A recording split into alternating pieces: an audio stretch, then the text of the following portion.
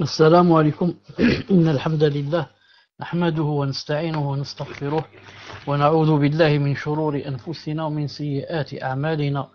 من يهده الله فلا مضل له ومن يضلله فلا هادي له، وأشهد أن لا إله إلا الله وحده لا شريك له، وأشهد أن محمدا صلى الله عليه وسلم عبده ورسوله. يا أيها الذين آمنوا اتقوا الله حق تقاته ولا تموتن إلا وأنتم مسلمون. يا أيها الناس اتقوا ربكم الذي خلقكم من نفس واحدة وخلق منها زوجها وبث منهما رجالا كثيرا ونساء. اتقوا الله الذي تساءلون به والأرحام إن الله كان عليكم رقيبا. يا أيها الذين آمنوا اتقوا الله وقولوا قولا سديدا يصلح لكم أعمالكم ويغفر لكم ذنوبكم، ومن يطع الله ورسوله فقد فاز فوزا عظيما. ألا إن أصدق الكلام كلام الله، وخير الهدي هدي محمد عليه الصلاة والسلام، وشر الأمور محدثاتها وكل محدثة بدعة وكل بدعة ضلالة وكل ضلالة في النار.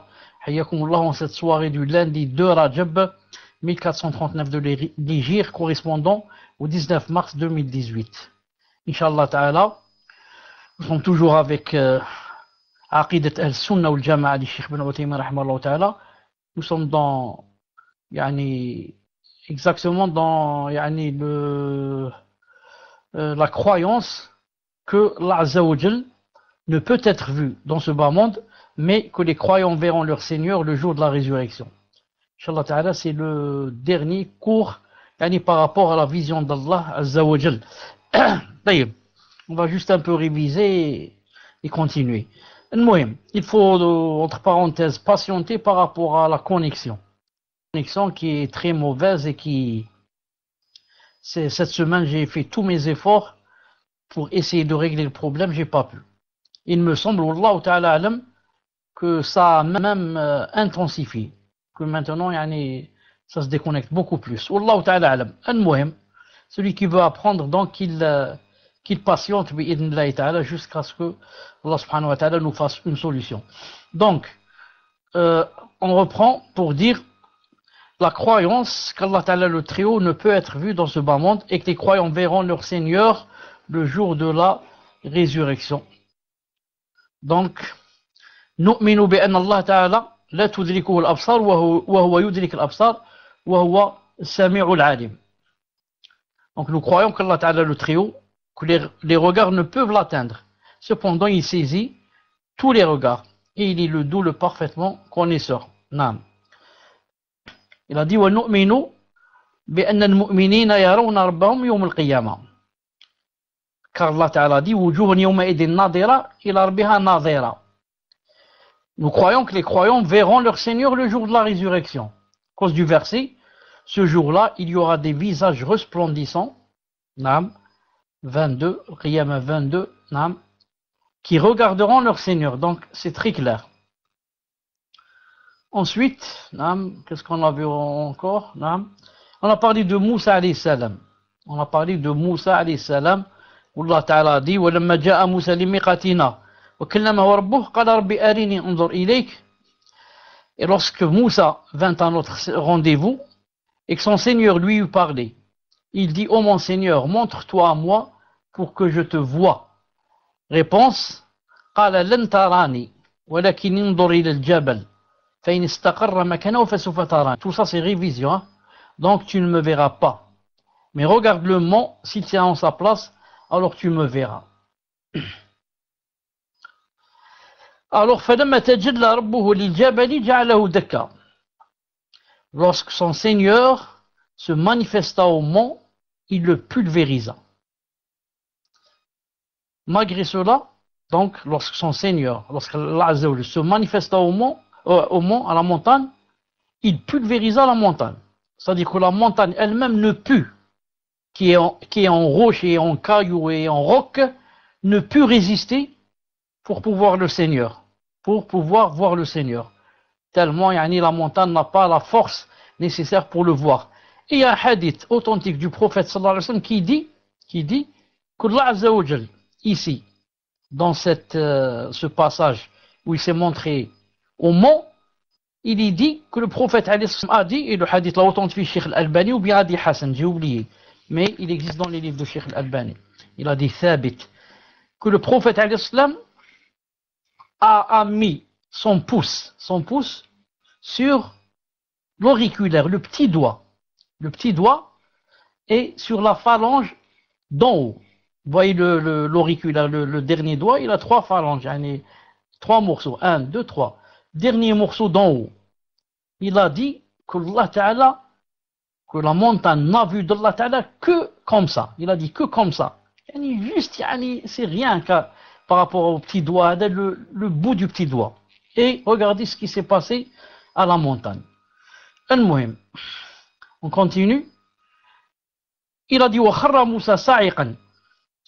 Et Moussa. Salam alaikum.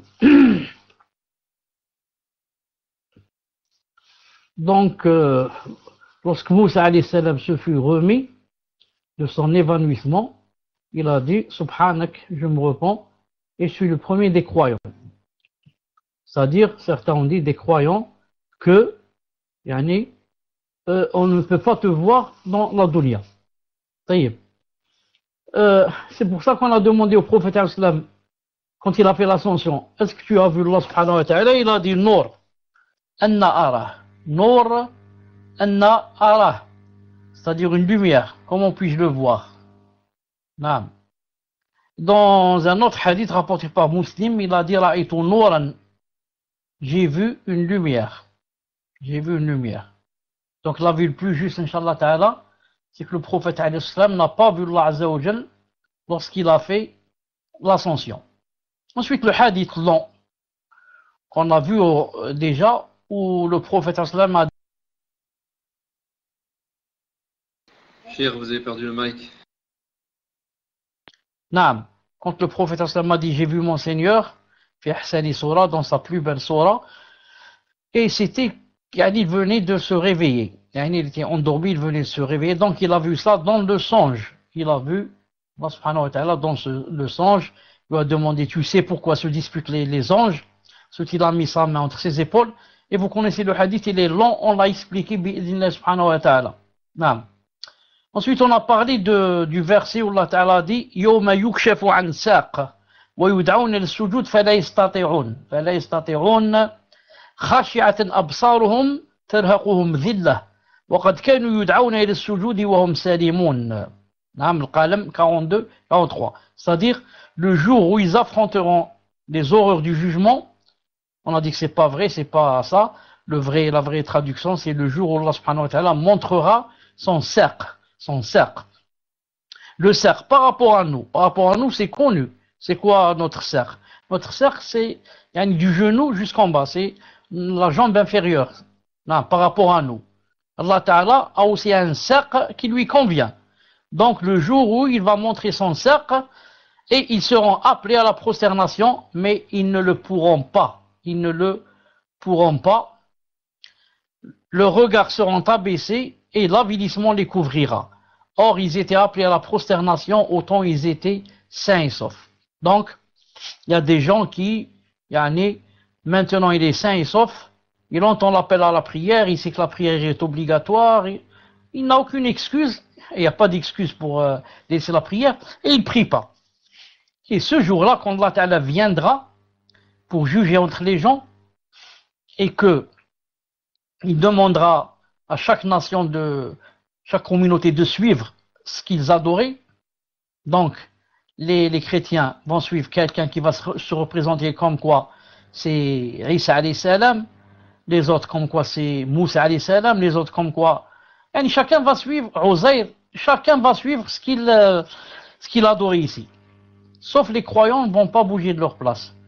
Allah Ta'ala va leur dire, tout le monde, a suivi ce qu'il adorait. Que faites-vous là?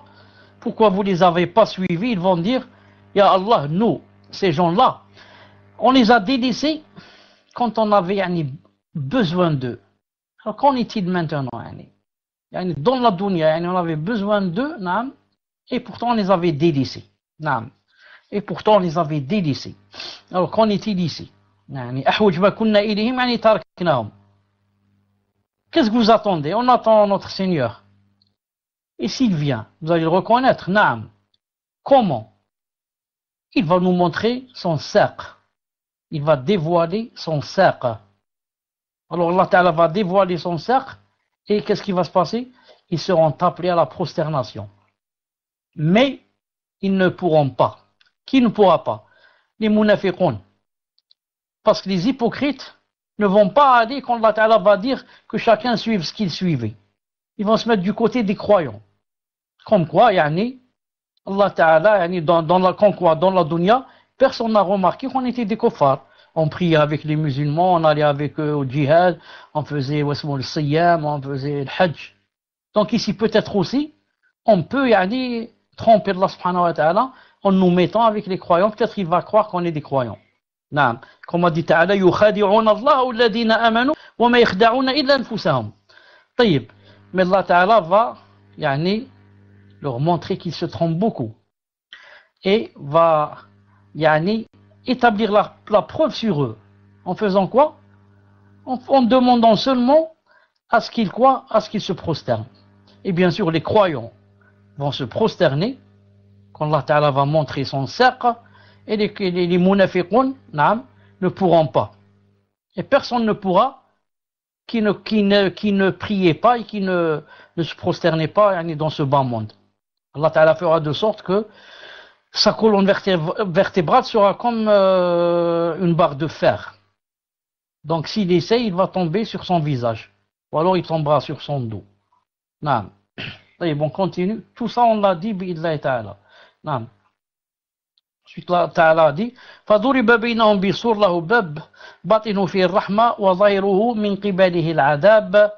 C'est alors on va élever entre eux une muraille, ayant une porte dans l'intérieur quand il y a la miséricorde, et dans la face apparente à elle, à devant elle le châtiment. Donc Allah Ta'ala ici va séparer entre les hypocrites et les croyants. Naam. Alors Allah Ta'ala dit, le jour où les hypocrites hommes et femmes diront aux croyants, attendez que nous empruntions un peu de votre lumière. Il sera dit, revenez en arrière et cherchez la lumière. C'est alors donc le jour où les hypocrites hommes et femmes diront aux croyants, qu'est-ce qu'ils vont dire? Attendez-nous, que nous empruntions un peu de votre lumière. Pourquoi? Parce que les croyants maintenant, il leur a été ordonné de passer sur le pont.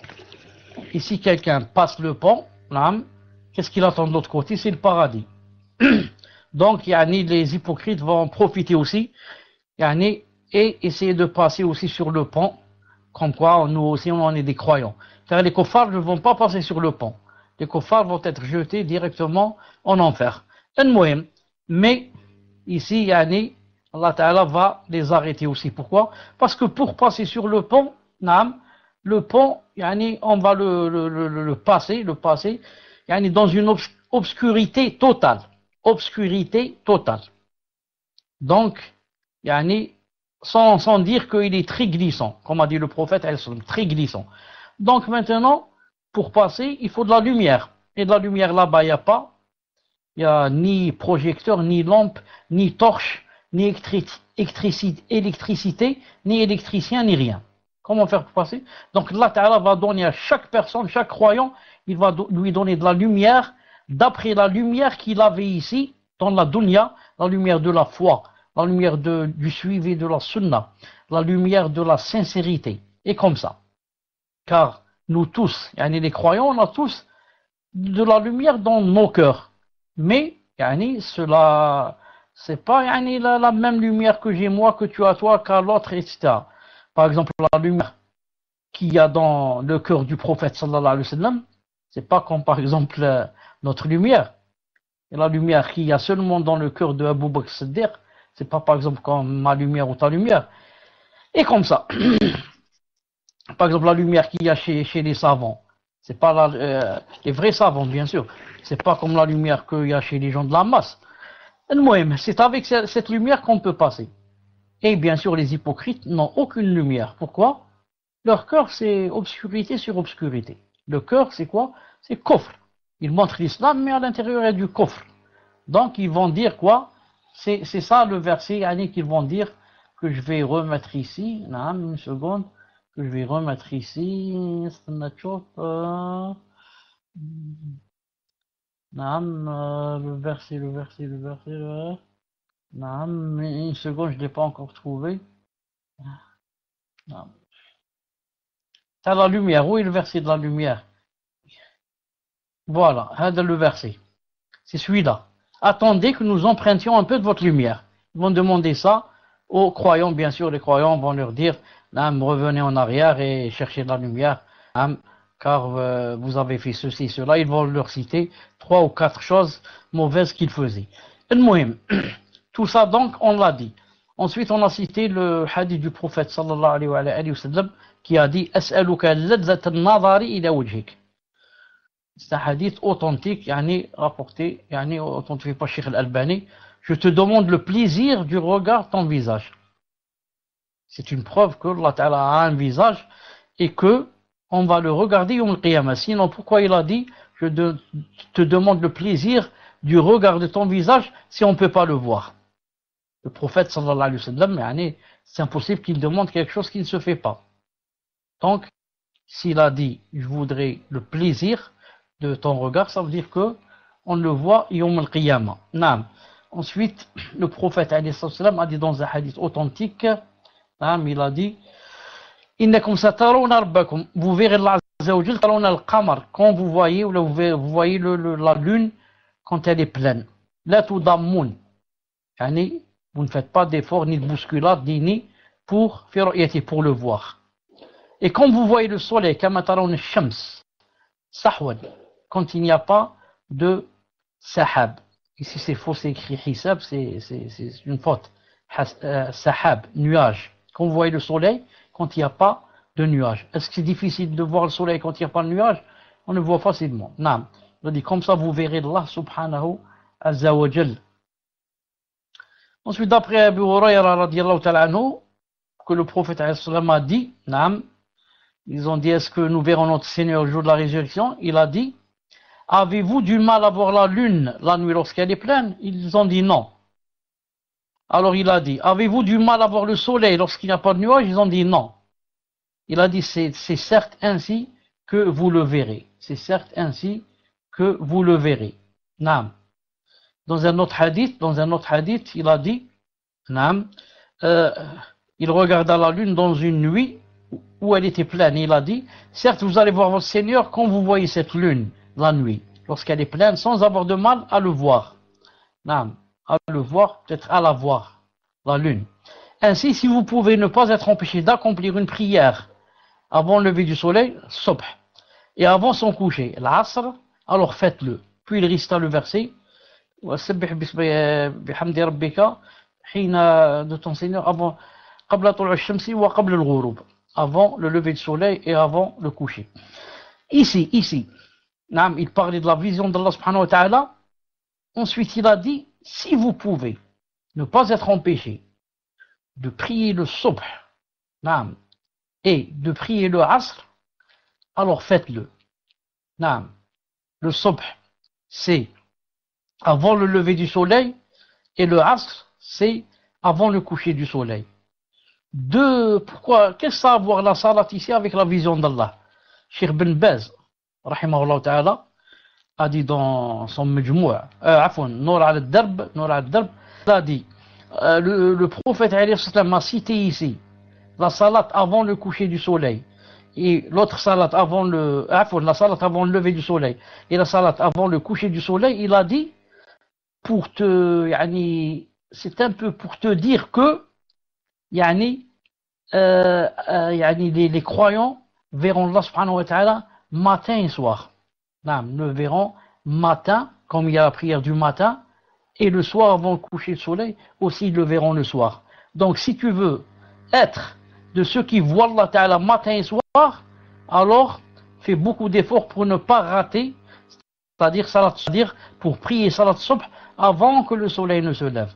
Et fais beaucoup d'efforts pour prier salat al-asr avant que le soleil ne se couche. Si tu veux être de ceux qui verront Allah subhanahu wa ta'ala matin et soir. Sinon la vision d'Allah subhanahu wa ta'ala est pour tout croyant. Tout croyant verra Allah Ta'ala Yom al-Qiyamah. Mais Allahu Alam combien de fois? Il est possible que quelqu'un peut-être le verra une seule fois. Allahu Alam. On ne peut pas s'avancer dans ça. Mais si quelqu'un est de ceux qui ne ratent pas la salat du Subh et la salat du Maghrib, Inch'Allah Ta'ala, d'après Cheikh Bin Baz, ils le verront matin et soir, bi'idnillahi Ta'ala. Ensuite, qu'est-ce qu'il a dit? Maintenant on commence donc les nouveaux versets avec lesquels, Inch'Allah Ta'ala, on espère terminer la vision de Allah Subhanahu wa Ta'ala. Le verset, An'am 103. La tudriku al-absar, wa huwa yudriku al-absar, wa huwa al-latif al-khabir. Une seconde si j'ai rien oublié. Taïb. Donc, ce verset, An'am 103. Les regards ne peuvent l'atteindre, cependant qu'il saisit tous les regards. Il est le doux, le parfaitement connaisseur. Certains, comme les Mu'tazila et les Khawarij, qui disent qu'on ne voit pas Allah Ta'ala Yom al-Qiyamah. Vous savez que ces deux sectes disent on ne voit pas Allah Ta'ala Yom al-Qiyamah. Ils se sont basés sur ce verset. Ils ont dit, regardez, le verset est clair. Les regards ne peuvent l'atteindre. Et comment vous dites que vous pouvez voir Allah Ta'ala Yom al-Qiyamah? Alors qu'il est clair ici, il dit, les regards ne peuvent l'atteindre. En arabe, la tudrikuhu al-absar. Les savants ont répondu, ils ont dit, Allah Ta'ala n'a pas dit les regards ne peuvent le voir. Il a dit ne peuvent l'atteindre. L'atteindre, c'est-à-dire, c'est comme par exemple, je peux voir une chose, mais je ne peux pas la voir de tous les côtés. C'est comme si par exemple, j'ai en face de moi un frigo, je peux voir ce qu'il y a de face, je suis en face de lui, je vois la porte, c'est écrit la marque Ariston, c'est écrit, mais je ne peux pas voir ce qu'il y a de côté, et encore moins je ne peux pas voir derrière. Pourquoi? Donc, je vois, mais je ne l'atteins avec mon regard. Donc les savants disent le fait de ne pas l'atteindre, ça n'induit pas que on ne peut pas le regarder. Ne pas l'atteindre ne veut pas dire absolument que on ne peut pas le regarder. Attendez ici, qu'est-ce que j'ai cité encore? Et voilà, de ne pas le voir dans son entité. Regardez ce verset qui vient, ce verset. يا نساء النبي لستن كأحد من النساء إن اتقيتن فلا تخضعن بالقول فيطمع الذي في قلبه مرض وقلن قولا معروفا. J'ai cité ce verset même si Cheikh Bin Uthaymin n'a pas cité, mais pour que vous compreniez une chose. Ô femme du prophète, vous n'êtes pas comparable à aucune autre femme. Si vous êtes pieuse, ne soyez pas trop complaisante dans votre langage, afin que celui dont le cœur est malade, c'est-à-dire l'hypocrite, ne vous convoite pas. Et tenez un langage décent. Lorsqu'il a dit ici, ne soyez pas trop complaisante dans votre langage. Ça ne veut pas dire ne parlez pas. Ne parlez pas aux hommes. Mais ça veut dire que il ne faut pas être complaisant. C'est tout. Enfin, tenez un langage décent. C'est-à-dire vous pouvez parler. Donc le fait de ne pas, pour la femme, de ne pas être complaisante dans son langage, ne veut pas dire absolument qu'elle ne peut pas parler. Comme le fait de ne pas atteindre l'Azza wa Jalla avec le regard, ne veut pas dire qu'on ne peut pas le voir. Et ça on dit en arabe, on dit nafi, attendez, est-ce que c'est nafi al-a'am ou bien nafi al-akhas? Nafi al-akhas. Ici ils disent nafi al-akhas, la yalzam minhu nafi al-a'am. La yalzam minhu nafi al-a'am. Quand je dis par exemple, il y a les fruits, et dans les fruits, qu'est-ce qu'il y a? Il y a les ananas, il y a la fraise, la pomme, l'orange, la mandarine, la poire, la pomme, tout ça, ça rentre dans quoi? Ça rentre dans le mot les fruits. Quand je dis je ne mange pas les oranges, est-ce que ça veut dire que je ne mange pas les fruits? Non. Quand je dis je ne mange pas les ananas, j'aime pas les ananas, ça ne veut pas dire que j'aime pas les fruits. Quand je dis j'aime pas les bananes, ça ne veut pas dire que j'aime pas les fruits. Pourquoi?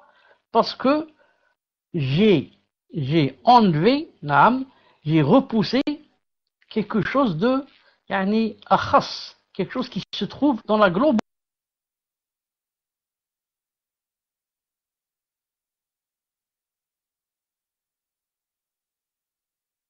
Parfois, Cheikh, vous avez perdu le mic.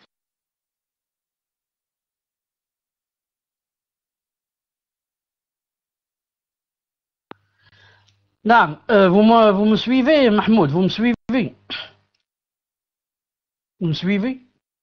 Alhamdoulilah. Le fait, voilà, le fait de dire que, voilà, dans une qualité, englobe une chose qui contient beaucoup de choses en elle, comme les fruits et la torte. Si je ne mange pas une sorte, ça ne veut pas dire que je ne mange pas les fruits. Comprenez? Si je ne parle pas, la femme ne parle pas avec l'homme, ça ne veut pas dire qu'elle ne parle pas du tout avec l'homme. Ici, Allah Ta'ala, on ne le voit pas d'une certaine façon. Il y a une certaine façon qu'on ne le voit pas, c'est-à-dire le voir dans son entité. Ça ne veut pas dire qu'on ne le voit pas du tout. Pourquoi? Parce que nafi al-akhas, la yalzaminu nafi al-a'am. Mais le contraire est vrai. Si j'enlève la globalité, ça veut dire j'enlève ce qu'il y a dans les détails. Si par exemple je dis, j'aime pas les fruits, ça veut dire quoi? Ça veut dire j'aime pas la banane, j'aime pas les ananas, j'aime pas la fraise, j'aime pas la pomme, j'aime pas la poire, j'aime pas l'orange, j'aime pas la mandarine. Pourquoi? Parce que j'ai enlevé la globalité. J'ai dit j'aime pas les fruits. Si c'est le contraire, je dis j'aime pas les ananas, seulement c'est une sorte de fruits. Ça ne veut pas dire que j'aime pas tous les fruits.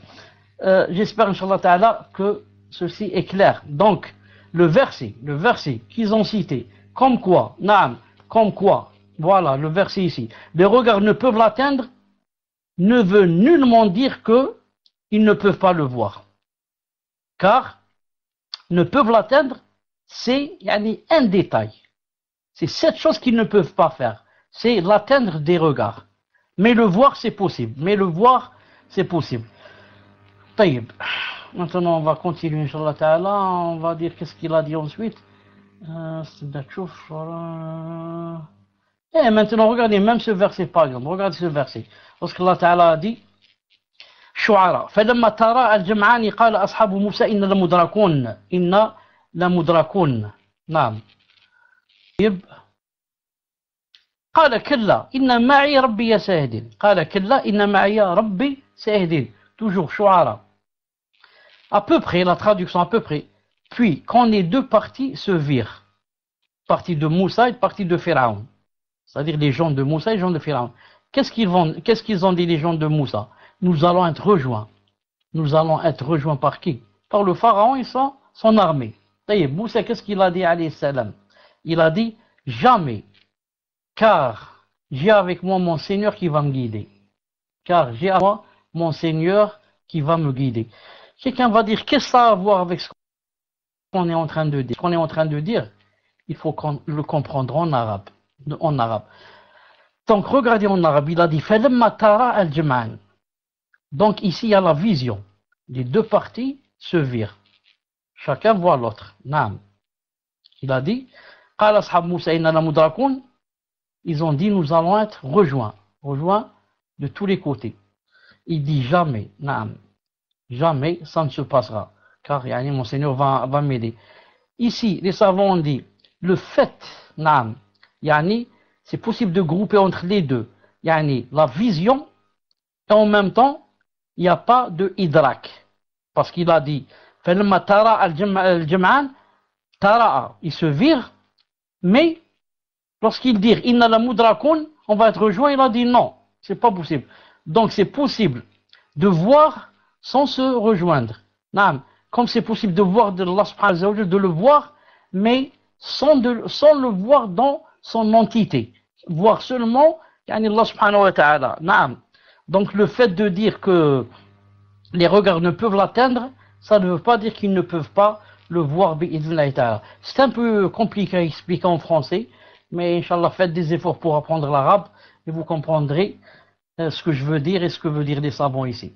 Ensuite, Tayyib, maintenant donc on avait cité ce verset, maintenant il y a ce verset. Qiyama, wujuhu yawma idin nadira ila rabbiha nadira. Ce jour-là, c'est-à-dire Yawm al-Qiyama, il y aura des visages resplendissants. Les visages de qui? Des croyants. Pourquoi ils seront resplendissants? Plein de lumière, plein de joie, plein de gaieté. Pourquoi? Il a dit, qui regarderont leur Seigneur. Parce que ces visages sont en train de regarder leur Seigneur. Toi, si tu regardes seulement ton père, ça fait 5 ans que tu l'as pas vu, pourquoi 5 ans? Pourquoi? Ça fait 1 mois que tu l'as pas vu, il est parti au Hajj, ça fait 1 mois que tu l'as pas vu, quand il revient, tu as le regard resplendissant de rencontrer par exemple ton père ou ton époux, ton épouse, ou ton fils. Naam, ça c'est un mois. Imagine, 10 ans tu l'as pas vu. Naam, subhanallah al-azim, la joie sur le visage très très très visible. Hada, c'est une personne comme toi. Qu'en est-il Allah Azza wa Jal? Allah Azza wa Jal, yani, le croyant en train de le regarder, yani, donc qu'est-ce que ça doit donner comme joie? Comme joie qui bien sûr sera dans le cœur. Ensuite cette joie va yani, exploser yani, et être yani, dans aussi, surtout dans le visage. Surtout dans c'est les traits. Quand quelqu'un est joyeux, on voit ça où? Pas sa main, on voit son visage. Non, son visage radieux, comme on dit, radieux, plein de joie. Quand quelqu'un est énervé ou triste, on voit son visage, ça, ou bien en colère. Son visage, comment on dit, renfrogné, naam, émacié, naam, même jaune, comme du citron. Naam. Donc c'est le visage qui montre si on est dans un état d'ire, IRE, c'est-à-dire la colère, dans un état d'ire, ou bien un état de quoi? Ou bien un état de joie. Naam. C'est pour ça qu'il a dit, ils regarderont leur visage resplendissant, qui regarderont leur Seigneur. Naam. Par contre, il a dit, en parlant des kuffars, وَوُجُوهٌ يَوْمَئِذٍ عَلَيْهَا غَبَرَةٌ. De même qu'il y aura ce jour-là des visages couverts de poussière. Naam, couverts de poussière. وَوُجُوهٌ يَوْمَئِذٍ بَاسِرَةٌ تَظُنُّ أَنْ يُفْعَلَ بِهَا فَاقِرَةٌ. Naam. Et ce jour-là, il y aura des visages assombris, naam, qui s'attendent à subir une catastrophe. Donc c'est clair que les visages vont être la preuve de ce qui se passe dans le cœur et ceux-là ont vu. Salam alaikum.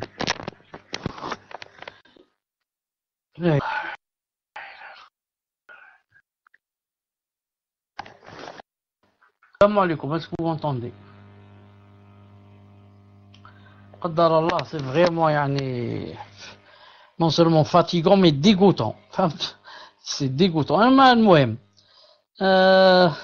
essaie de terminer, Inch'Allah Ta'ala.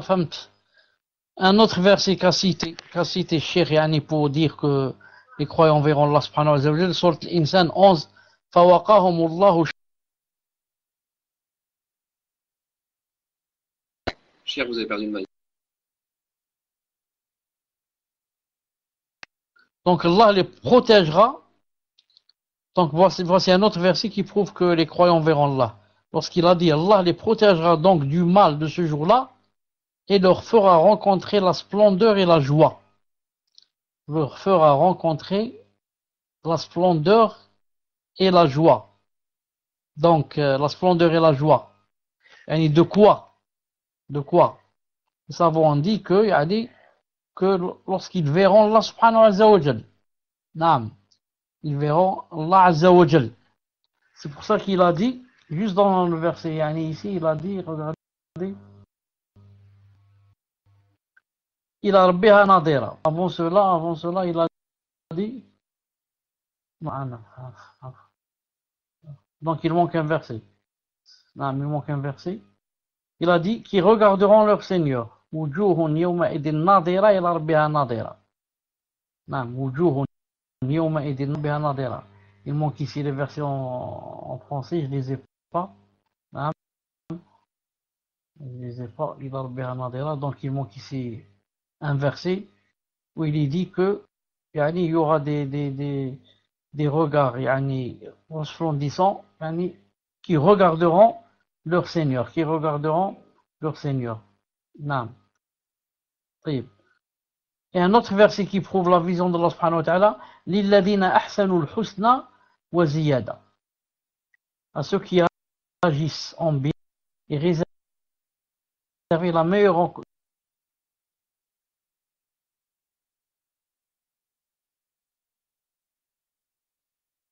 Cher, vous avez perdu le mic.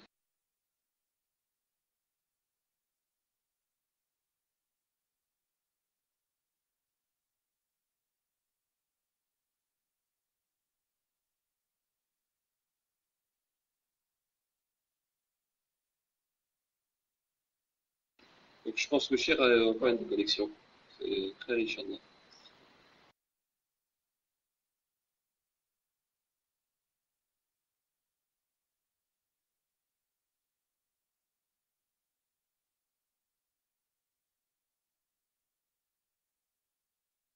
pense, et même davantage. Agissons bien. Pas moins de là, au-delà de longtemps.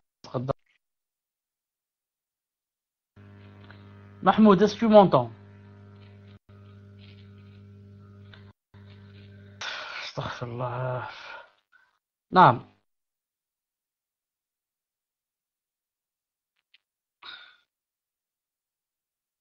Qui agissons bien dans cette dunya est réservé dans l'au-delà la meilleure récompense, qui est le paradis. Et même davantage. Qu'est-ce qu'il y a davantage après le paradis? Il y a plus que le paradis? Naam, il y a plus que le paradis. Qu'est-ce qu'il y a? Il y a la vision d'Allah subhanahu wa ta'ala. Le fait de le voir. Naam. Le fait de le voir. Je crois qu'il y a même un hadith, si je l'ai ici. Naam. Naam. Le prophète sallallahu alayhi wa sallam a dit dans un hadith rapporté par Muslim, إذا دخل أهل الجنة الجنة, si les gens du paradis vont entrer au paradis.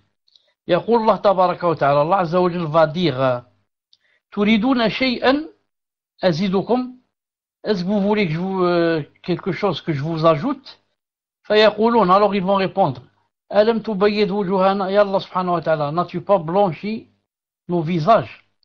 Parce que ils étaient noirs, yani de peur et de fumée et de n'as-tu pas visage?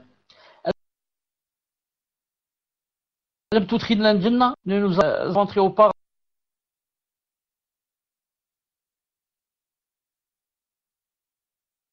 On dit فيكشف الحجاب, alors il ôte le voile يعني pour permettre qu'on le voit.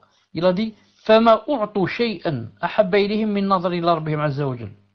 Il a dit يعني il n'aura pas été donné de mieux que le fait de regarder يعني Allah subhanahu leur Seigneur. Ensuite il a cité le verset للذين أحسنوا الحسنى وزيادة, pour ceux qui ont agi en bien, hein, la meilleure récompense ils auront est davantage. Donc que l'avantage ici est davantage, ça veut dire la vision d'Allah subhanahu wa ta'ala. Mahmoud, vous êtes avec moi, vous...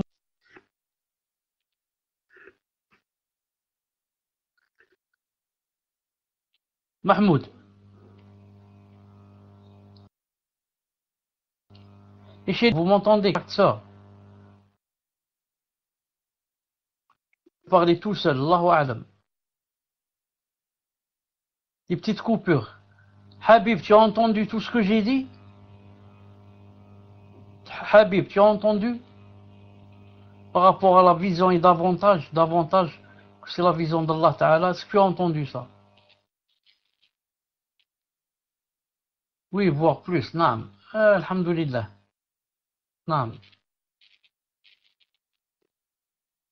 Quatrième verset qui prouve la vision d'Allah subhanahu wa ta'ala. Naam. Kalla innahum an rabbihim yawmaydin mahjoubun. Il y a 6 versets. Le quatrième qui prouve la vision d'Allah Ta'ala, qu'ils prennent garde. En vérité, ce jour-là, un voile les empêchera de voir leur Seigneur. Écoutez. Quelle est la preuve ici qu'on voit le Seigneur? La preuve, c'est qu'Allah Ta'ala n'a pas préparé le même statut aux kuffars et aux croyants. Ils ont un statut. Maintenant, Allah Ta'ala parle des kuffars. Il dit qu'ils prennent garde. En vérité, ce jour-là, un voile les empêchera de voir leur Seigneur. Donc, ça veut dire que ce jour-là, les croyants n'auront pas un voile qui les empêchera de voir leur Seigneur. Ça veut dire, ce jour-là, les croyants, Allah Ta'ala ôtera le voile pour qu'ils le voient. Vous avez compris? Car Allah Ta'ala est en colère des kuffars. Il leur dit, attention, ce jour-là, il y a un voile qui va vous empêcher de me voir. Donc, les savants ont déduit que, donc les croyants, non. Puisque Allah Ta'ala est ravi d'eux, donc il va ôter le voile pour qu'ils le voient. Et on a cité juste un peu plus haut que Yani, Allah Ta'ala va leur dire, il vous manque rien, ils vont dire, Ya Allah, vous avez rentré au paradis. Il va dire, yani, il va enlever le voile pour le voir. Taïb. Ça c'est le 4e verset. On va voir le 5e verset, Inch'Allah, qui prouve qu'on voit Allah subhanahu wa ta'ala. Il a dit, Lahum ma yasha'una fiha, wa ladayna mazid. Et pour eux, dans le paradis, tout ce qu'ils voudront. Et auprès de nous, il y a davantage encore. Donc, dans le paradis, il y a tout ce que tu as. Mais auprès de nous, Allah, il y a davantage. Qu'est-ce qu'il y a davantage? Davantage, c'est le fait de le voir. C'est la vision d'Allah subhanahu wa ta'ala.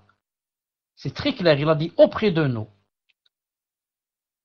En ce qui nous concerne, il y a davantage. Davantage, on a dit que c'était la vision d'Allah subhanahu wa ta'ala. Naam, qu'Allah subhanahu wa ta'ala nous aide pour qu'on le voit. Naam. Autre verset. Ça, c'est, je crois, le 5e verset. Naam. Maintenant, 6e verset. 6e verset. Inna al-abrara la fi na'im ala al-ara'iki yanzurun. Mutaffifin 22-23. Mutaffifin 22-23. Les vertueux seront dans un jardin de délices. Sur les divans, ils regardent. Sur les divans, ils regardent. Donc, les vertueux, ils seront où? Dans le paradis. Dans quelle position? Qu'est-ce qu'ils font? Dans un jardin, un grand jardin de délices, hein? De délices. Non. Donc, dans un jardin, il y a quoi? Il y a des divans. Ils regardent. Non, ils regardent.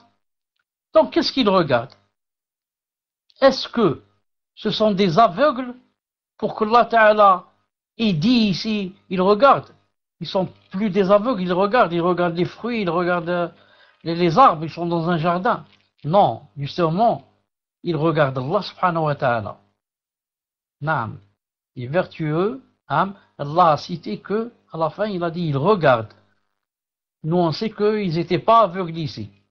Pour dire que, alhamdoulilah, maintenant, ils regardent. Mais Allah Ta'ala veut dire que, ils sont dans les grands délices, naam, et ils ont quelque chose de plus. C'est quoi? C'est de me regarder. De regarder Allah subhanahu wa ta'ala. Ils regardent.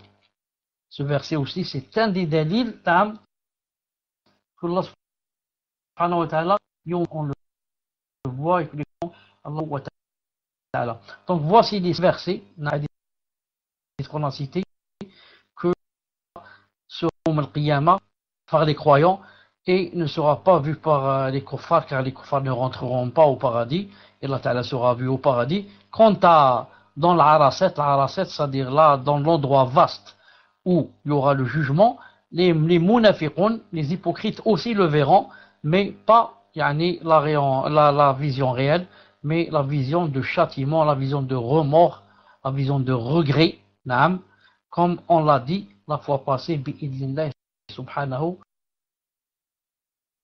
wa ta'ala, on le trio, ce qui nous permet de le voir yawm al-qiyamah, naam, et de regarder son visage, naam. سبحانك اللهم وبحمدك اشهد ان لا اله الا انت استغفرك واتوب اليك يا غيرك تعالى. بسم الله الرحمن الرحيم والصلاة والسلام على أشرف المرسلين. توكل على الله عز وجل. On commence la première question, Inch'Allah Ta'ala. Demande à Allah subhanahu wa ta'ala qu'il nous aide et que les questions aient rapport avec le cours. تفضل.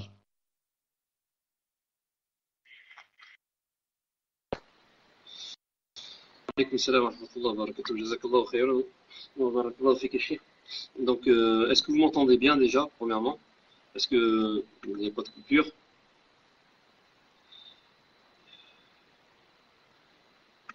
Alhamdulillah, Allahumma barik. Donc, première question d'un frère qui dit: Cher, ma question est la suivante. Au paradis, nous verrons Allah Azza wa Jal, Inch'Allah. Et je voudrais savoir si nous aurons la chance de pouvoir parler avec Allah au paradis. Y a-t-il un ou plusieurs dalils, adillah, qui affirment si c'est le cas? Tfadal ya Cheikh, wa jazakallahu khayran.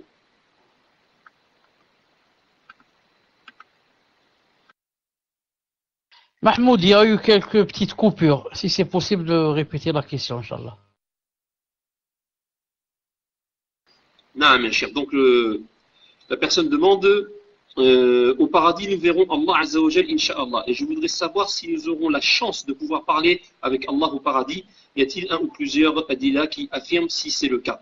Tafadal, cher, wa jazakallahu khayran.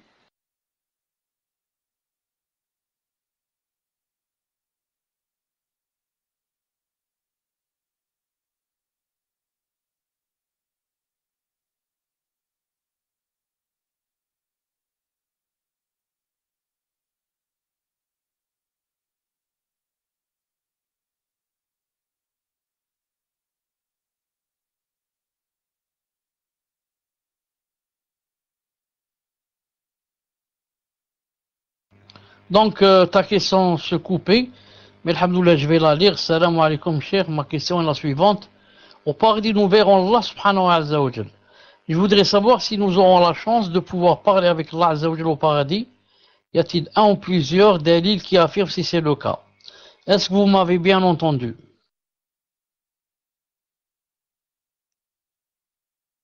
Non. Donc, il y a des hadiths, alhamdoulilah, que, yani, il y a certains yani, dialogues entre la personne et Allah subhanahu wa ta'ala au paradis. Non, au paradis. Yani, lorsque comme le hadith que j'ai cité, lorsque Allah ta'ala dira, est-ce que yani, vous voulez que je vous rajoute? Ils vont dire, ya Allah ta'ala, yani, qu'est-ce que vous allez rajouter? Vous nous avez blanchi les visages, vous nous avez rentré au paradis, etc. Et il va ôter son voile. Donc là, c'est un hadith clair que yani, les gens du paradis parleront avec Allah subhanahu wa ta'ala. Mais yani, est-ce que c'est limité, est-ce que c'est illimité? Yani, jusqu'à quoi? Yani, qu'est-ce qu'ils peuvent dire, ils peuvent ne pas dire? Ça, j'en ai aucune science. Non, j'en ai aucune science. Allah subhanahu wa ta'ala alam. Ce que je sais, c'est que le fait de lui parler, il y a yani, le fait de parler avec Allah dans le paradis, comme il y a le fait de le voir. Mais yani, à quel point et yani, de quelle façon c'est permis, sur les détails, je ne les connais pas. Allah subhanahu wa ta'ala nous apprenne. Naam. Tfaddal. Jazakallahu khairan wa barakallahu fik, cher. Donc, on va passer à la question suivante. Donc, j'ai pas d'autres questions sur le cours. Donc, on va faire question sur la prière. Donc, est-ce que vous m'entendez, cher? Akhi Habib, est-ce que tu peux aller chercher les questions des sœurs? On va passer à la question numéro 2, Inch'Allah, question d'un frère qui dit: dans ma mosquée au deuxième rang, il y a un pilier. Souvent, les gens prient dans ce rang, quitte à être coupés en deux. Et ils ne veulent pas reculer au troisième rang. Ma question, si j'arrive et que je les trouve au deuxième rang, est-ce que je peux faire un troisième rang seul ou dois-je entrer dans le rang même s'il est coupé? Car je ne voudrais pas commettre de péché. تفضل يا شيخ وجزاك الله خيرا.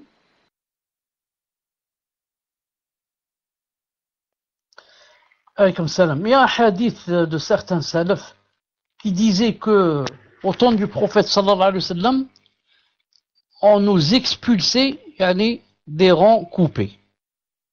Naam. Yani kunna nutradu yani tardan. On était expulsés yani, du rang qui était comme ça coupé. Naam.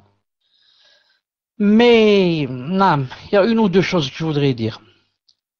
La première, des fois, à certaines mosquées, il y a un pilier, par exemple à droite, un pilier à gauche. Donc, les gens vont se mettre entre ces deux piliers. Et à droite du pilier, à gauche du pilier, il n'y a personne. Donc, ceux-là, ils ont prié dans un rang, ou une rangée, qui n'est pas fini à droite et à gauche à cause du pilier. Pilier à droite et à gauche. Mais il y a une petite différence entre ça et entre sauf le mortoir. Le mortoir, c'est par exemple qu'il y ait un rang comme ça.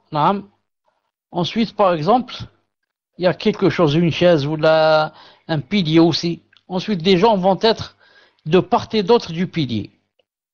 Donc il y a le pilier qui gêne et qui a fait que les gens maintenant sont certains à droite du pilier, l'autre à gauche du pilier. المهم. Ce que je sais, c'est que la personne doit faire ses efforts pour ne pas prier entre les piliers.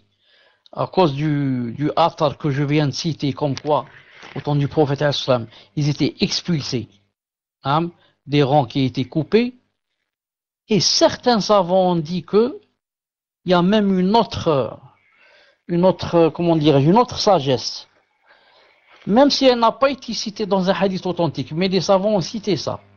C'est pas une chose tirée de la tête. Certains savants ont dit ça. Ils ont dit, on ne peut pas priver aussi les piliers, entre les piliers. Ils ont dit à cause de, c'est la place des djinns.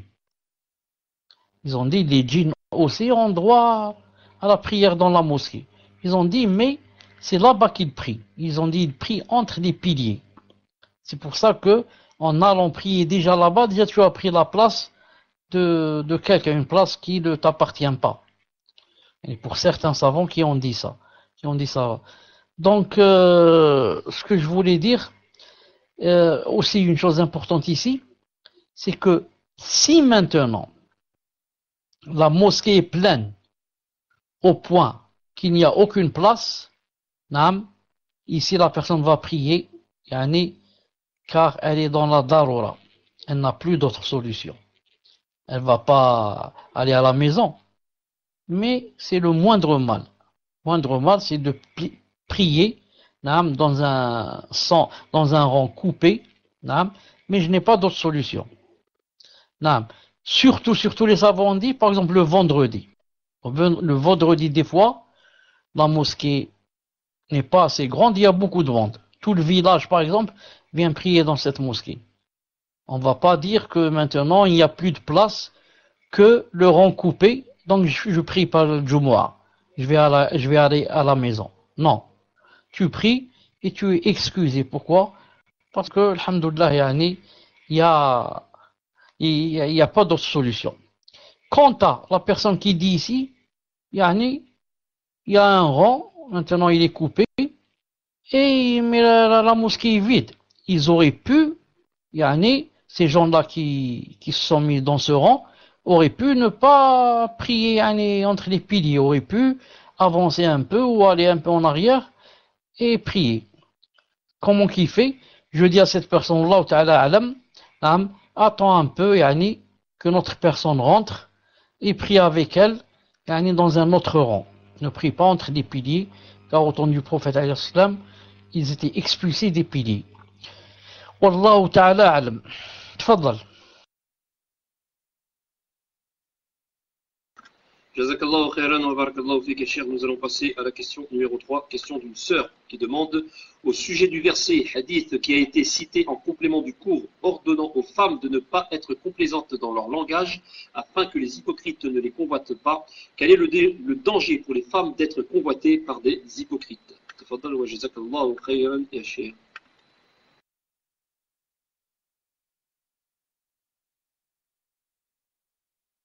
Naam, attendez une seconde que je réaffiche le verset bi'idnillahi ta'ala. Attendez une seconde que je réaffiche le verset bi'idnillahi subhanahu wa ta'ala. Une seconde là.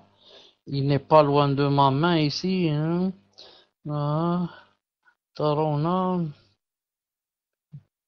Voilà le verset. En français. Donc, يا نساء النبي لستن كأحد من النساء إن تقيتن فلا تخدعن بالقول فيطمع الذي في قلبه مرض وقلن غير. Ô femmes des prophètes, vous n'êtes comparables à aucune autre femme. Si vous êtes pieuse, ne soyez pas trop complaisants dans votre langage, afin que celui dont le cœur est malade, l'hypocrite, ne vous convoite pas, et tenez un langage décent. Remarquez avec moi que celui qui a traduit a mis l'hypocrite, entre parenthèses. Ou là, entre des choses, j'ai oublié comment ça s'appelle ça, c'est pas une parenthèse, mais une muhim. Alors qu'en arabe, qu'est-ce qu'il a dit? Il a dit, فَيَطْمَعَ الَّذِي فِي قَلْبِهِ مَرَض. Entre crochets, barakallahu fik. Alors qu'en arabe, il a dit, celui dont le cœur est malade. Il n'a pas dit l'hypocrite. Certes, tout hypocrite a un cœur malade. Mais pas toute personne qui a un cœur malade est hypocrite. faut bien faire la différence entre les deux.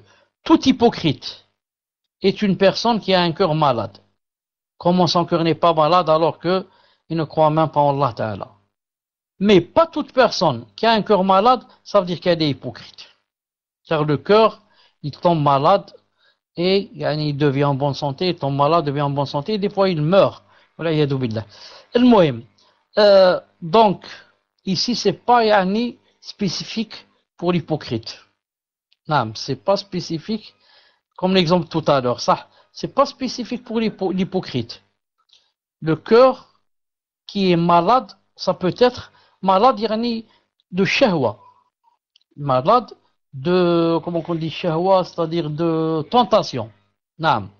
Donc, quand la femme va lui parler, en adoucissant sa voix, en étant complaisante, donc il va sentir quelque chose dans son cœur, il va croire que elle veut quelque chose de lui, ou là, et Shaitan va rentrer au milieu. Non. Donc, ce n'est pas spécialement qu'il faut faire ça seulement avec les hypocrites. Mais avec tout homme, pourquoi? Parce qu'on ne sait jamais, il y a certains qui ont le cœur malade et plein de tentations, et ils risquent de comprendre autre chose. Voilà, Inch'Allah Ta'ala, la réponse. Tfaddal. Wallahu Ta'ala alam. Jazakallahu khairan wa barakallahu fik, Cheikh. Donc on va faire quatrième question, d'une sœur. Donc on a fait deux questions frères, là on va passer à la deuxième question sœur, ça fait 4 questions. Question concernant la vie d'Allah dans un hadith sahih. Il est dit que Allah descend chaque nuit. J'ai pas compris là. Bref, dans un hadith sahih, il est dit que Allah descend chaque nuit. Je souhaite savoir, est-ce que c'est chaque nuit de notre vie d'ici-bas ou c'est un temps, une nuit propre à la vie d'Allah?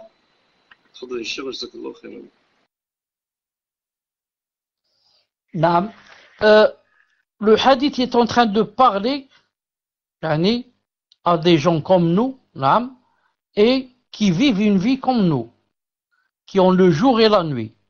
Il a même dit que c'est quand c'est le dernier tiers de la nuit, pour dire que la nuit se divise en 3. Donc, c'est par rapport à notre vie. Toujours quand c'est la nuit commence au Maghrib et se termine le matin au Fajr. Ça, c'est par rapport à la nuit religieuse, qui a rapport avec le din. Quant à la nuit, il commence au Maghrib et se termine par le lever du soleil. C'est pas le Fajr, c'est le lever du soleil. Donc, je reviens jeudi, je compte depuis le Maghrib jusqu'au Subh, c'est-à-dire le Fajr, je divise par 3. Le dernier tiers, Allah subhanahu wa ta'ala descend. Chaque nuit, naam. Et ça a rapport avec nous et non pas avec lui, Azza wa Jal. Tfaddal. Naam, jazakallahu khairan wa barakallahu fik, Cheikh. Donc on va passer à la cinquième question. Question d'un frère qui demande je voudrais demander au Cheikh la dissipation d'une ambiguïté concernant les ablutions. Les coranistes disent que le rinçage de la bouche et du nez est un ajout, car ils ne sont pas mentionnés dans le Coran.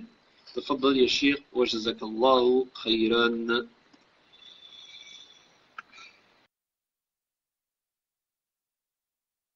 Donc Cheikh a une déconnexion. On va patienter le temps qu'il en est.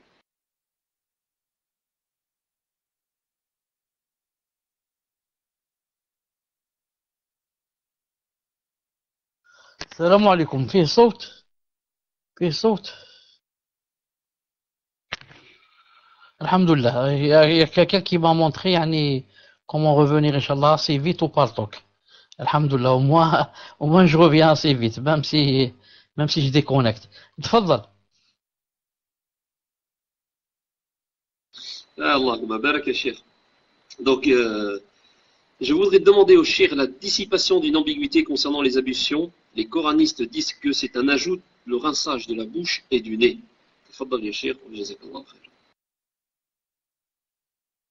Franchement, je n'ai pas compris la question.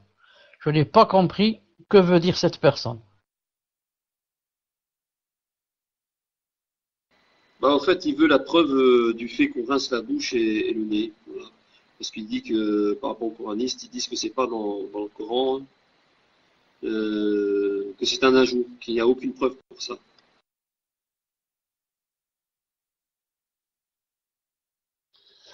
Ce qu'il faut savoir d'abord, c'est que les coranistes sont des koffars. Ce qu'il faut savoir, c'est que les coranistes, ceux qui disent on se suffit au Coran, sont des koffars. Pourquoi? Parce que le Coran lui-même dit Ati'u Allah wa ati'u Rasoul. Obéissez à Allah, obéissez au prophète alayhi salam. Et c'est le Coran qui a dit que Litubayyina linnas ma nuzila ilayhim. On a fait, c'est-à-dire descendre sur toi le Coran pour que tu montres aux gens ce qui a été descendu. Donc, si le coraniste dit, dans le Coran, il y a seulement laver vos visages, il n'y a pas le nez et la bouche, on leur dit aussi dans le Coran, il y a prier. Il n'a pas dit prier d'or, prier asr, prier maghrib, prier isha, prier subh. Et il n'a pas dit aussi prier subh 2 rak'at, prier d'or 4, prier asr 4, prier maghrib 3, prier isha 4. Donc, toi le coraniste, tu ne dois pas prier Maghrib 3 et Isha 4, Dhuhr 4, c'est comme ça. Pourquoi? Il n'y a pas ça dans le Coran. Et même les heures de prière, tout ça. Ni comment on donne la zakat, ni comment on fait le hajj, ni. Mille et une choses, il n'y a pas dans l'Akhir. Mais nous, alhamdoulilah, al-Sunnah al-Jama'a, on dit, Allah Ta'ala a envoyé le prophète alayhi salam pour nous expliquer le Coran. Et quand Allah Ta'ala dit, lavez vos visages, le prophète alayhi salam a montré comment on lave le visage. On lave le visage en lavant en même temps le nez et la bouche. Il te montre alayhi salam. Tu ne peux pas comprendre toi tout seul que ça veut dire laver le visage. C'est comme, par exemple, essuyer les oreilles pendant les ablutions. Essuyer les oreilles. Est-ce qu'il y a dans le Coran, il n'y a pas. Et ensuite, si on doit essuyer les oreilles, est-ce qu'on les essuie en même temps quand on essuie les cheveux ou bien en même temps quand on lave le visage? On ne sait pas. Mais le prophète alayhi salam a montré que les visages font partie, les oreilles.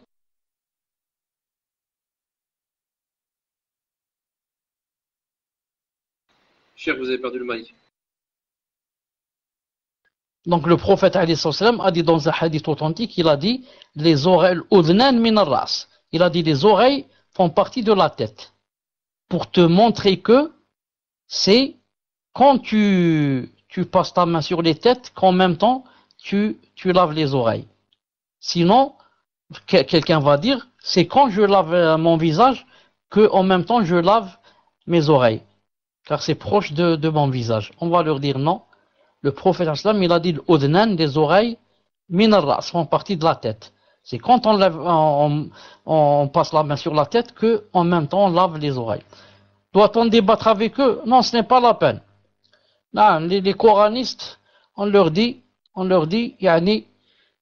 faites le repentir, revenez à Allah subhanahu wa ta'ala. Ensuite on va débattre.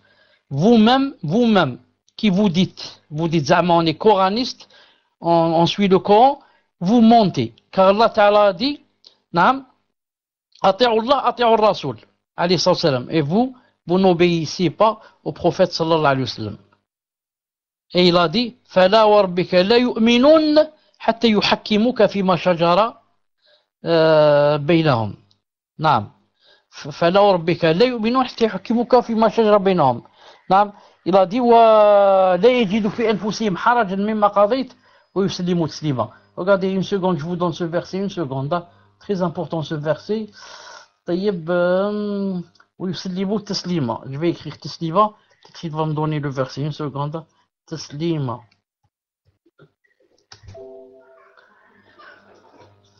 نعم هاوليك le verset. شوف ce verset سبحان الله العظيم. Le verset. Non, par ton Seigneur, Allah Ta'ala jure. Il jure par lui-même, par ton Seigneur, ils ne seront pas croyants aussi longtemps qu'ils ne t'auront pas demandé de juger de leurs disputes et qu'ils n'auront éprouvé aucune nulle, etc., à la fin du verset. Donc, personne n'est croyant jusqu'à ce que ce soit le prophète sallallahu alayhi wa sallam qui juge entre deux personnes s'ils se disputent, par exemple. Si je me dispute maintenant jeudi, on lave quand on fait des ablutions, on lave le nez et la bouche. Et toi tu dis non, on lave pas le nez et la bouche.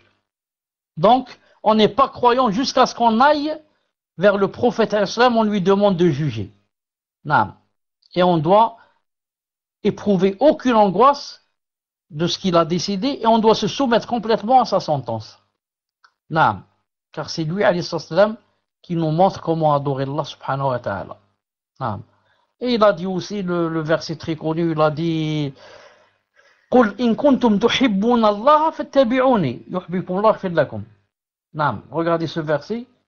Je vais le donner ici. إن كنتم تحبون الله فاتبعوني يحببكم الله. Écrit يحببكم يحببكم. Une seconde. يحببكم. Regardez ce verset.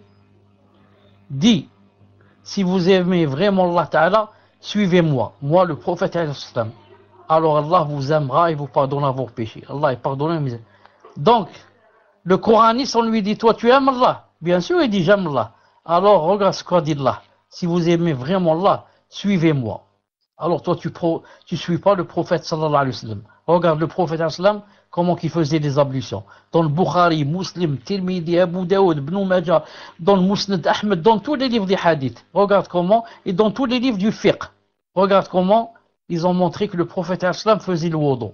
Et toi, tu dis non, c'est pas comme ça. Tant que toi, tu n'aimes pas Allah, la preuve, tu ne suis pas le prophète alayhi wa sallam. Taïb, tfadla, une autre question.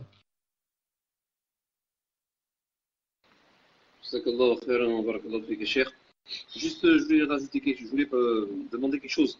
Contact Sœur tout à l'heure a dit qu'il y avait eu quelqu'un qui a envoyé un message par rapport à une erreur apparemment dans le cours. Donc, si c'est possible de l'envoyer pour qu'on puisse vérifier, Inch'Allah, donc c'est Habib et Fawzi. Donc, avant qu'ils mettent l'audio sur le site, s'ils peuvent vérifier, avant que j'oublie. Tu peux prendre Habib, tu le fais passer, Inch'Allah, Jazakallah khairan. Donc on va passer à la question numéro 6. Question numéro 6, Jazakallah khairan. Question numéro 6, question d'une sœur qui demande qu'Allah vous préserve contre tout mal. Est-ce que ce verset peut être un argument contre ceux qui vouent différents types d'adoration aux djinns? Donc ils immolent pour eux, se laissent posséder par eux et malgré cela leur offrent des offrandes, se rendent illicites, des choses licites pour eux, etc. Et le jour où il les rassemblera tous aux communautés des djinns, vous allez abuser des humains. Leurs alliés parmi les humains diront: ô notre Seigneur, nous avons profité les uns des autres et nous avons atteint le terme que tu avais fixé pour nous.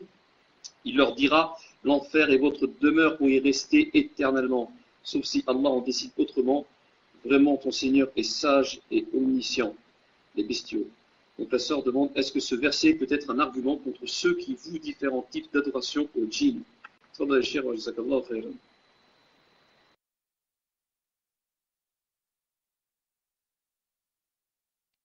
Est-ce que tu vas afficher le verset ou pas? Le verset qu'elle a cité.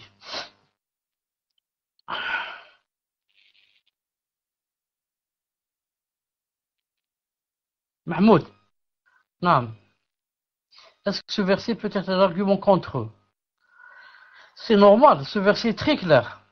Ce verset est très clair. Non, ce verset est très clair. Cite-nous le verset, barakallahu fik. Ce verset, comme vous allez voir, est très clair. Et le jour où Allah Ta'ala les rassemblera tous, ô communauté des djinns, vous avez trop abusé des humains. Et leurs alliés parmi les humains diront: ô notre Seigneur, nous avons profité les uns des autres. Regarde, donc on était complices. On profitait les uns des autres. Et nous avons atteint le terme que tu avais fixé pour nous. Là, maintenant ils sont morts. Il leur dira: donc l'enfer est votre demeure, vous pouvez y rester éternellement, sauf si Allah décide autrement. Donc ça, c'est par rapport à ceux qui adoraient les djinns ou bien leur immoler des choses ou bien. Non. Donc ils n'auront pas d'excuses yawm al-qiyamah, car ils ont profité les uns des autres. C'est comme certains qui savent que c'est le djinn, etc., mais il va chez lui, il va lui demander des choses, et il va ceci, cela. Non. Il veut profiter de lui. Il y en a même qui profitent même d'une autre chose même. Non. Qu'Allah Ta'ala nous préserve. Fadla. Jazakallahu khairan wa barakallahu fik, cher. Donc il reste 3 questions. Donc on va passer à la question numéro 7. Quel est le jugement de la parole qu'Allah t'entende en réponse à une dua? Est-ce que cela sous-entend qu'il n'entend pas?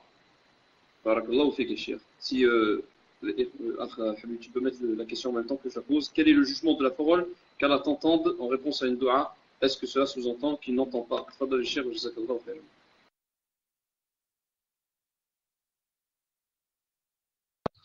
Je ne connais pas cette parole qu'Allah t'entende quand quelqu'un fait des doigts. Je ne connais pas que ça existe dans la sunna ou bien chez les salafs qui disaient qu'Allah t'entende. Mais qu'on dise qu'Allah t'exauce. La vraie parole, c'est de dire qu'Allah t'exauce. Je demande à Allah Ta'ala de t'exaucer. Mais qu'Allah t'entende, je ne connais pas ça dans la sunna. Donc, sauf si la personne veut dire qu'Allah t'entende, ça veut dire qu'Allah t'exauce. Et dans ce cas, elle peut induire les gens en erreur et faire croire que donc il n'entend pas tout le monde. C'est pour ça qu'il faut délaisser les paroles qui n'existent pas dans la sunna ou chez les salaf, surtout dans la aqida. Faddal. J'ai cru comprendre tout à l'heure qu'il y avait une remarque ou une faute dans le cours, quelque chose comme ça.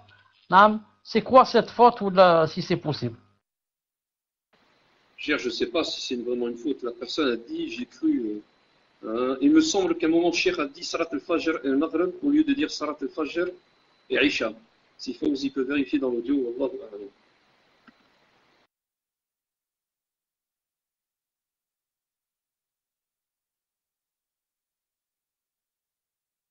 Bon, on va passer à la question suivante, question numéro 8. Inch'Allah. Question numéro 8. Une seconde, je t'ai arrêté juste pour répondre ici très vite, pour ne pas perdre de temps. Je parlais de la nuit. J'ai dit que ça commence au Maghrib et ça se termine à Salat al-Fajr. Ou pour d'autres, au lever du soleil. Au lever du soleil, il n'y a plus de nuit. Et Maghrib, ça commence la nuit. Donc je ne parle pas de Isha. Je ne suis pas en train de parler de Isha. Je suis en train de parler de la nuit. Et il fait noir depuis le Maghrib jusqu'à Salat al-Subh. Ou bien jusqu'à Salat le lever du soleil pour d'autres. J'avais dit qu'il y avait 2 nuits, celle religieuse et celle qui a rapport avec le jour et la nuit, le monde. Les savants font la différence entre les deux. Entre la religieuse, la nuit se termine quand c'est Salat al-Subh. Et celle qui a rapport au monde et au soleil, etc., ça se termine quand le soleil se lève. Tfadlal.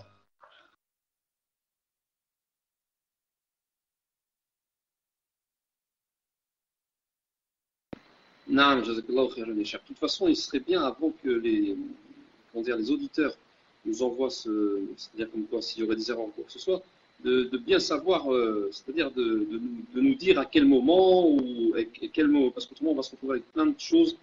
Cheikh s'est trompé sur ci, s'est trompé sur ça, alors que non. Donc bien vérifier avant, Inch'Allah. Le contexte aussi, barakallahu fik, nous dire le contexte, parce qu'on va se retrouver à chaque fois à vérifier dans les audios, alors que, alhamdulillah, il n'y a pas d'erreur. Donc comme là, on vient juste de le voir, l'exemple. Très Inch'Allah, barakallahu fikum. Donc, question d'une sœur qui demande, lorsque la mère se remarie, le père doit-il continuer à verser les droits aux enfants? Lorsque la mère se remarie, le père, c'est-à-dire le père des enfants, doit-il continuer à verser les droits aux enfants?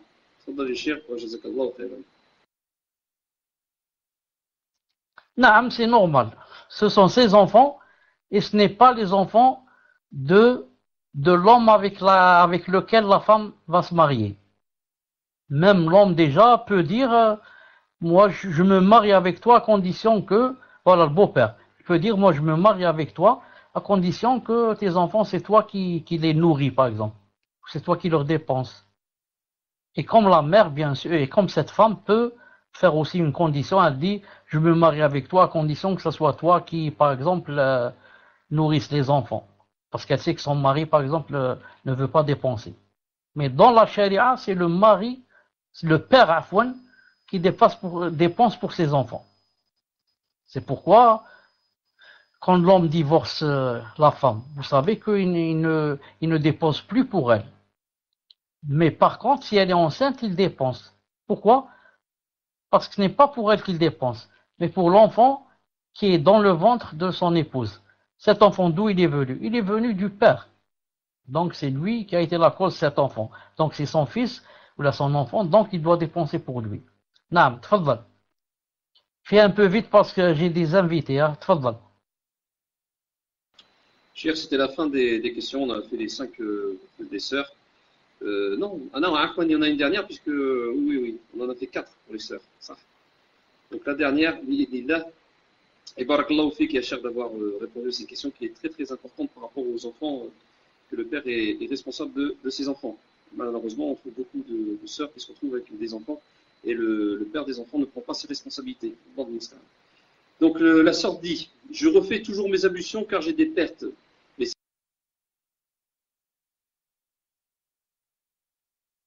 Mahmoud, est-ce que tu m'entends?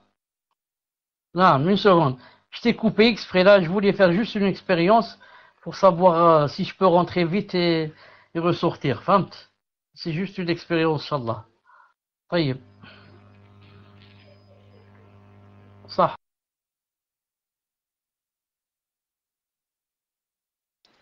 Et Barak, chérie, il va nous étonner, bi'idhnillah. Donc, attends. Inch'Allah. Non.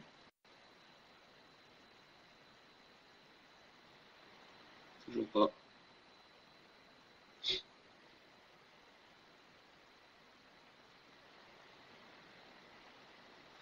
Ah. Naam, Cheikh, Allah yabarak, hein. Masha'Allah. Ça, c'est une bonne technique. Disparition, réapparition, Allahumma barak. Très rapide. Très très rapide. Il faudra nous montrer la technique, Inch'Allah.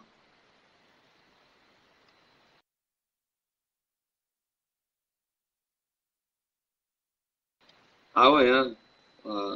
Usain Bolt, il peut se tenir à carreau, hein.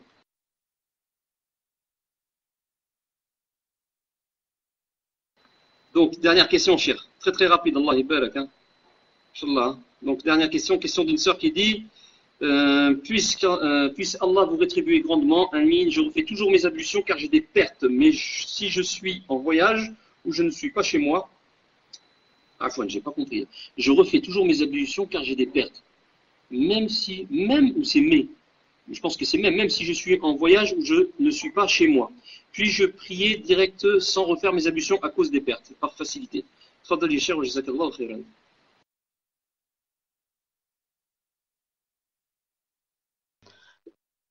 مليح. Mahmoud, est-ce que vous m'entendez maintenant? طيب, par rapport aux pertes, on avait dit, on avait... Cher, vous avez perdu le mic. J'allais dire surtout les femmes doivent bien comprendre ça. Ensuite, je me suis dit, c'est pas surtout, mais les femmes, pourquoi les hommes n'ont pas besoin de comprendre ça? Sauf si c'est pour expliquer, par exemple, à leurs épouses ou là. Al-Muhim, il y a 2 ou 3 avis. L'avis qui dit que c'est de la souillure, il faut faire le wudu.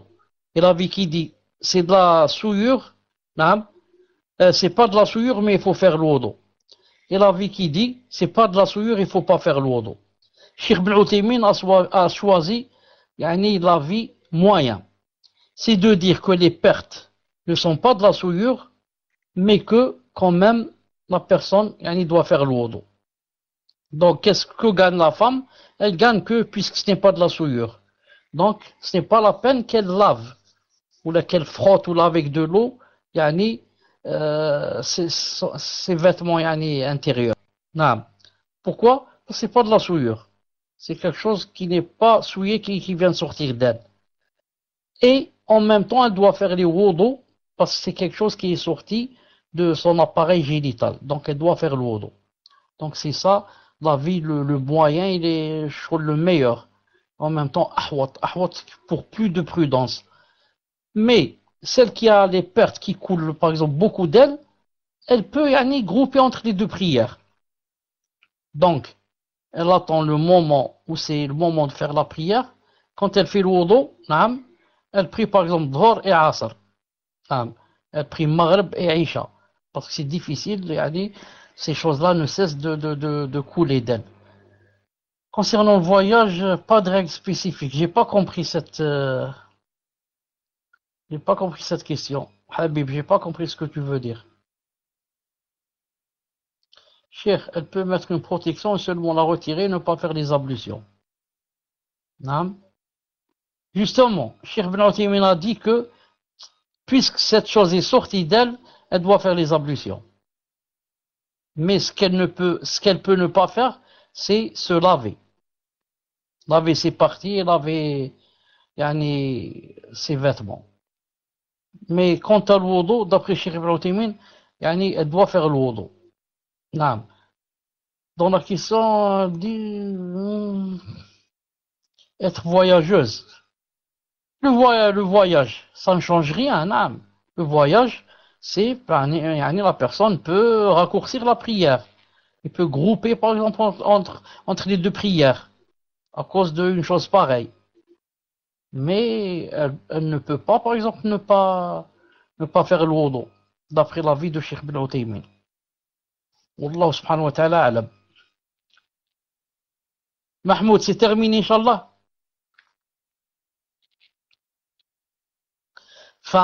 طيب جزاكم الله خيرا. J'ai des invités qui viennent d'arriver à minuit moins 10 minutes. Donc سبحانك اللهم وبحمدك أشهد أن لا إله إلا أنت أستغفرك وأتوب إليك. جزاكم الله خيرا. السلام عليكم ورحمة الله وبركاته.